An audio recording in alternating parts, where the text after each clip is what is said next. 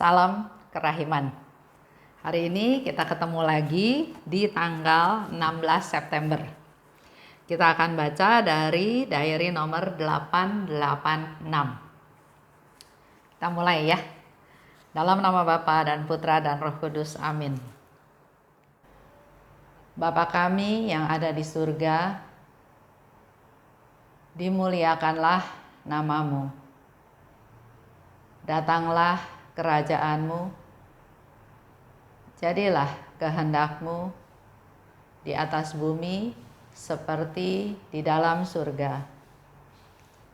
Berilah kami rejeki pada hari ini, dan ampunilah kesalahan kami, seperti kami pun mengampuni yang bersalah kepada kami. Dan janganlah masukkan kami ke dalam pencobaan, tetapi bebaskanlah kami dari yang jahat. Amin. Dalam nama Bapa dan Putra dan Roh Kudus. Amin. 886. 15 Januari 1937. Duka cita tidak akan hinggap dalam hati yang mengasihi kehendak Allah. Hatiku yang merindukan Allah merasakan betapa malangnya berada di dalam pembuangan. Dengan berani, aku terus maju meskipun kakiku menjadi terluka, menuju tanah airku. Dan dalam perjalanan, aku menyegarkan diriku pada kehendak Allah.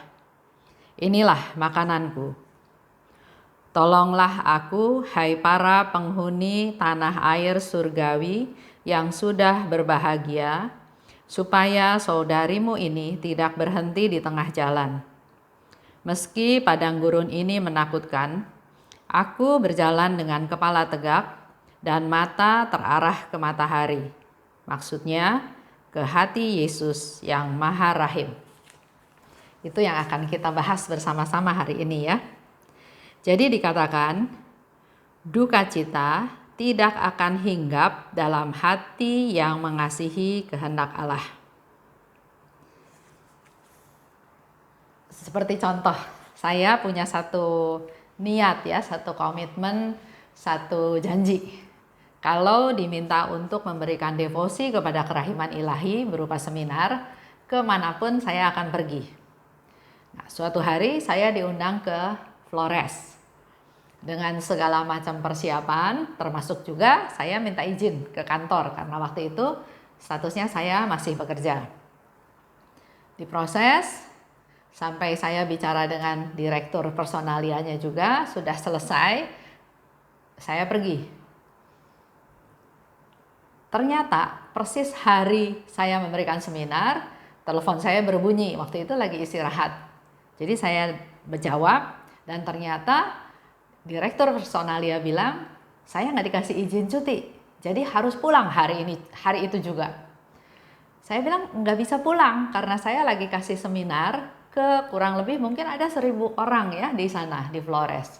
Jadi saya bilang nggak mungkin bisa pulang, mungkin setelah selesai seminar pasti pulang karena kita juga biasanya kalau pergi seminar ya 3 hari, paling hari keempat ya harus pulang.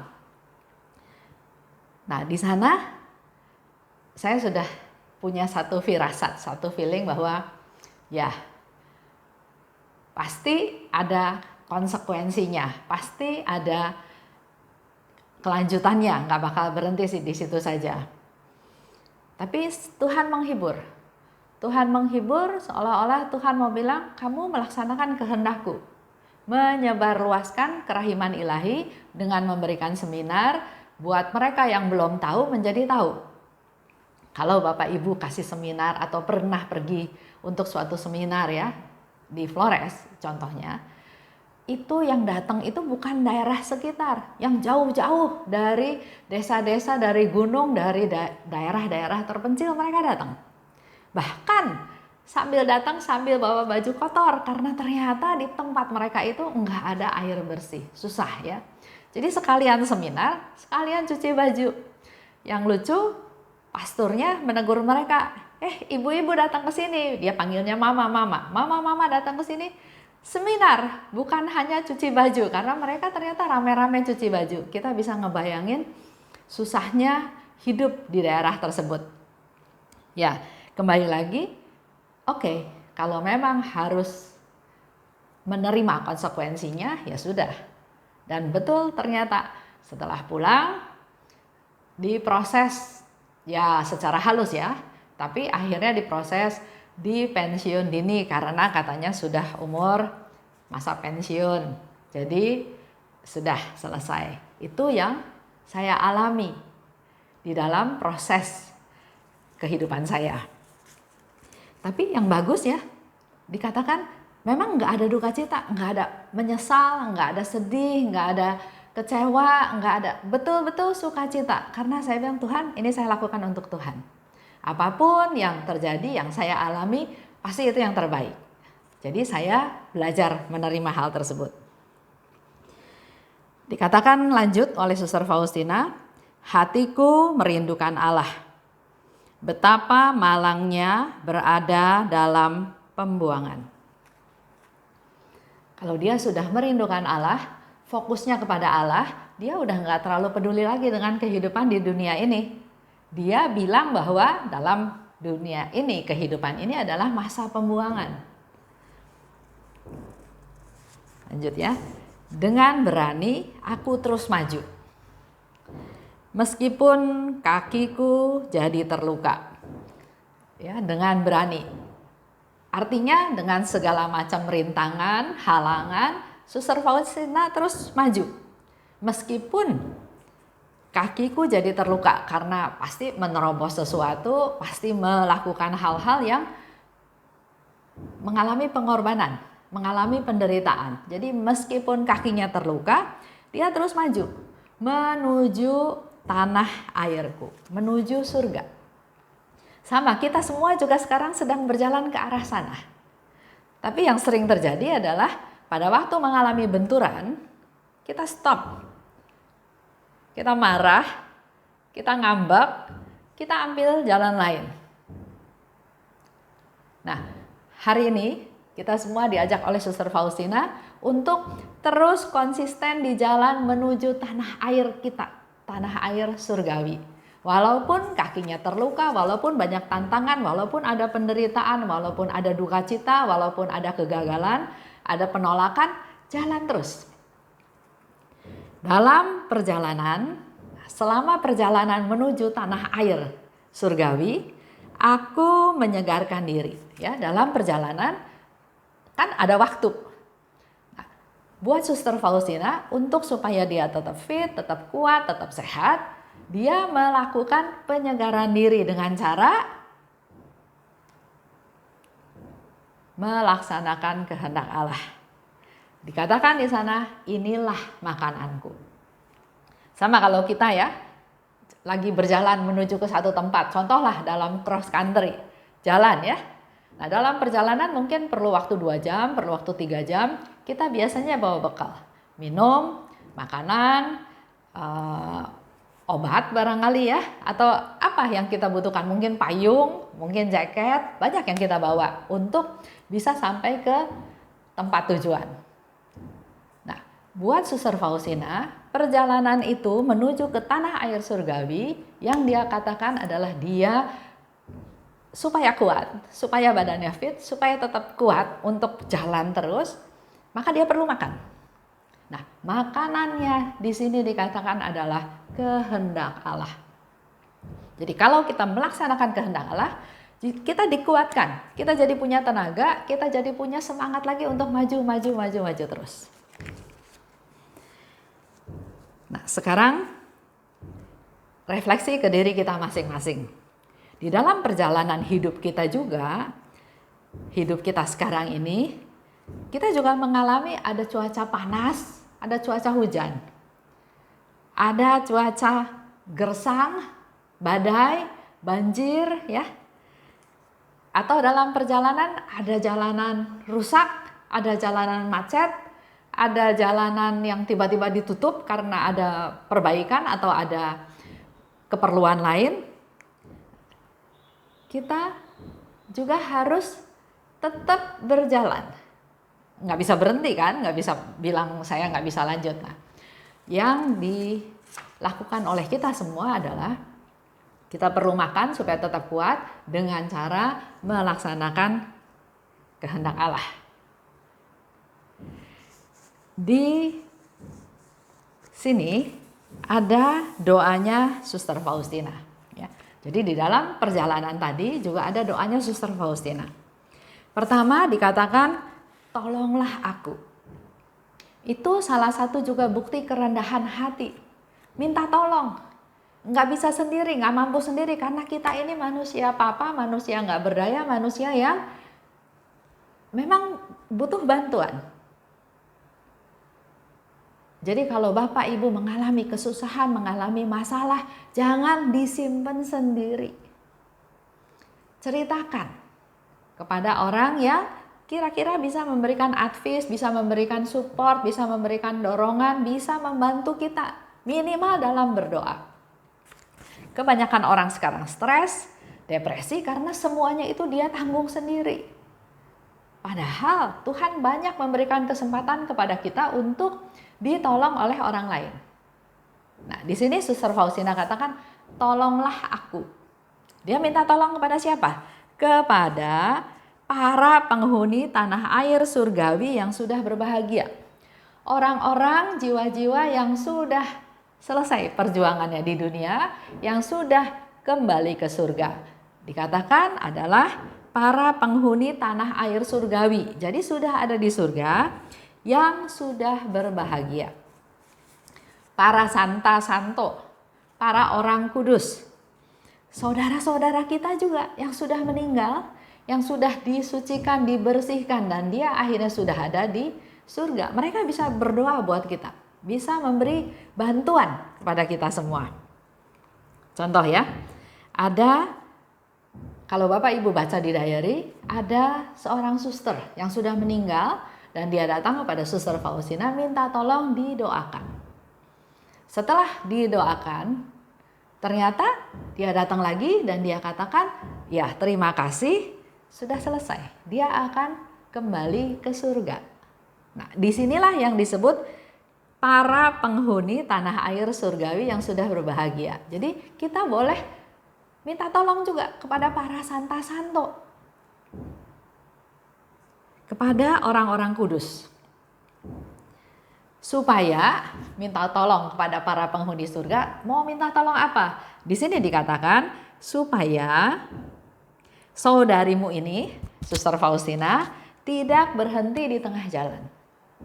Dia tahu rapuh, dia tahu dia tidak berdaya, dia tahu dia lemah, dan dia mohon pertolongan supaya dia nggak berhenti di tengah jalan. Kita tahu tanah air surgawi ke sana,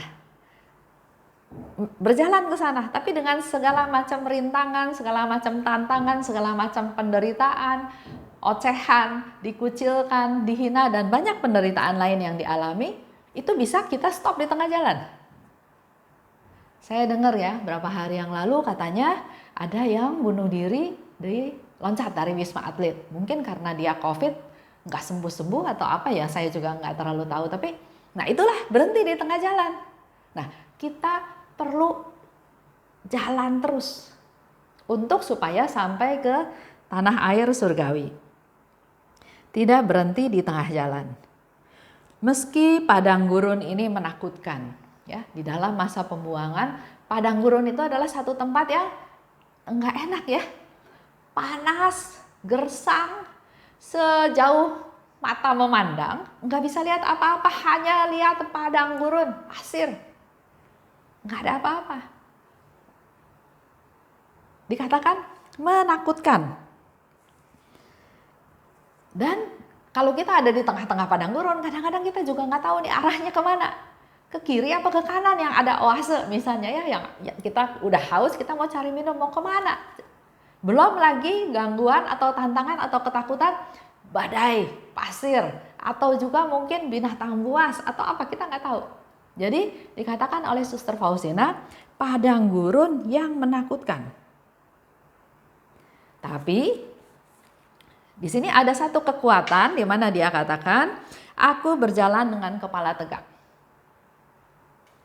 dan mata terarah ke matahari.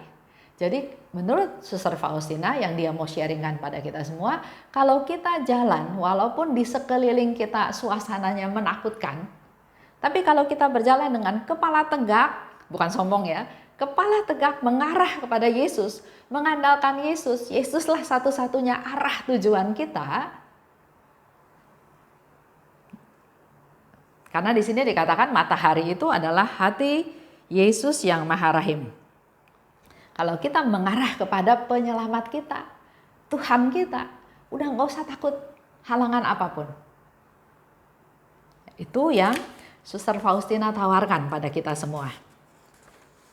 Jadi solusi buat kita semua, mungkin kita sekarang memang sedang ada di padang gurun, penuh dengan penderitaan, tempat pembuangan, harus memikul salib. Ya coba kita bayangkan keluarga orang yang kena COVID. Salah satu anggota keluarganya meninggal. Enggak ada proses perpisahan, enggak ada pesan-pesan terakhir, enggak ada upaya dari anggota keluarganya untuk memberikan yang terbaik kepada yang sakit juga enggak ada. Langsung begitu COVID positif, isolasi, udah kayak putus hubungan. Enggak tahu juga perkembangannya kayak apa, tiba-tiba dikatakan sudah meninggal. Dia mengalami penderitaan, mengalami padang gurun, mengalami kesedihan, banyak hal ya berkecamuk di dalam dirinya. Harus memikul salib. Nah, untuk suatu situasi seperti ini, satu-satunya solusi adalah melihat ke Tuhan Yesus, mengandalkan Tuhan. Matanya terarah kepada Tuhan dan sudah laksanakan kehendaknya. Apa yang Tuhan mau saya lakukan. Itu menjadi makanan kita sehingga kita tetap kuat. Ini yang mau ditawarkan pada kita semua pada pengajaran atau pembahasan menggali rahmat pada hari ini. Baik, saya tutup ya dengan doa penutup. Dalam nama Bapa dan Putra dan Roh Kudus, amin. Allah Bapa, terima kasih atas rahmat-Mu yang Kau berikan kepada kami semua melalui Suster Faustina. Pada hari ini kami belajar dari Suster Faustina ya Tuhan, bahwa dalam kehidupan ini, dalam masa pembuangan, dalam masa padang gurun, kami harus tetap melihat kepada Putra-Mu Tuhan kami Yesus Kristus. Mampukan kami Tuhan untuk terus berjalan, jangan stop di tengah jalan sampai suatu hari nanti kami ada di tanah air kami, tanah air surgawi. Terima kasih Bapa. Dalam nama Putra-Mu kami berdoa dan bersyukur. Amin. Dalam nama Bapa dan Putra dan Roh Kudus. Amin. Salam kerahiman.